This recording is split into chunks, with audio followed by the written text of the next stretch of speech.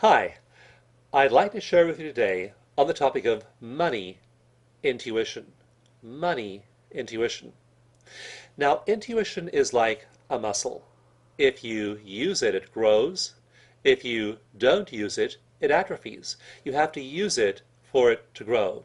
So, like any other skill, if you use your money intuition, it increases. If you don't use it, it decreases. I'd really encourage you to start tuning into messages from the environment, from your body, from your subconscious that have to do with money. And as you tune into those things and act on those little intuitive nudges, you will increase your money intuition. I'll give you one funny example from my own life. Around 2004, I was working in my publishing consulting business. I was doing fairly well in my business, and I was paying the bills, saving a little bit of money every month, and I was pretty content with where I was. One day, I was in my office, and I had this intuitive urge, this little strong urge to go to Starbucks and buy a cup of coffee. Now, I thought that's ridiculous. The coffee at Starbucks will cost me $2. If I can go to my own kitchen, it'll cost me a quarter. But that little intuitive voice said, go to Starbucks, buy a cup of coffee. So I got in my car, drove downtown, and went to Starbucks. Now, Starbucks happened to be inside a Barnes & Noble bookstore. So after getting my coffee, I walked to the bookstore. In the bookstore, there was one table that just drew me magnetically to it.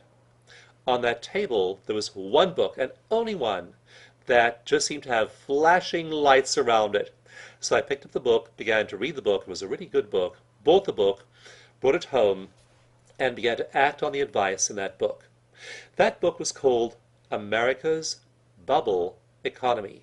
America's Bubble Economy, about how we were in this giant property bubble, how we were in this huge current account bubble, how government spending was exploding at that time. So all of these bubbles, interrelated bubbles, were all happening at the same time.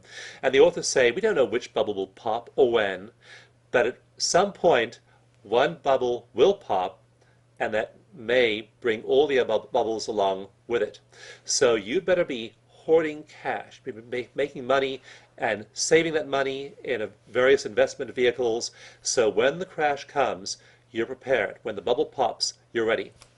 So I began to do just that. I began to save like crazy. I increased my work hours, I increased my client commitments, and I saved more and more and more money.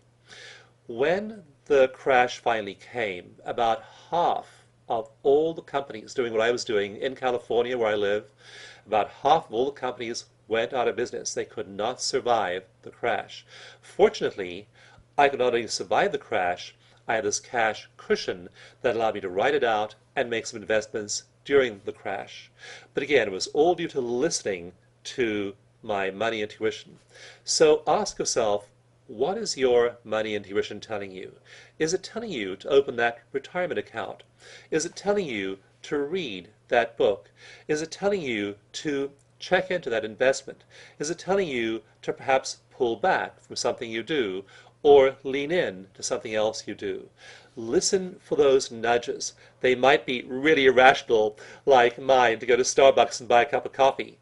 But if you follow them, even though they seem irrational, eventually you'll see that they can pay off. So get in the habit of strengthening your money intuition muscle, and you might surprise yourself by how well you do.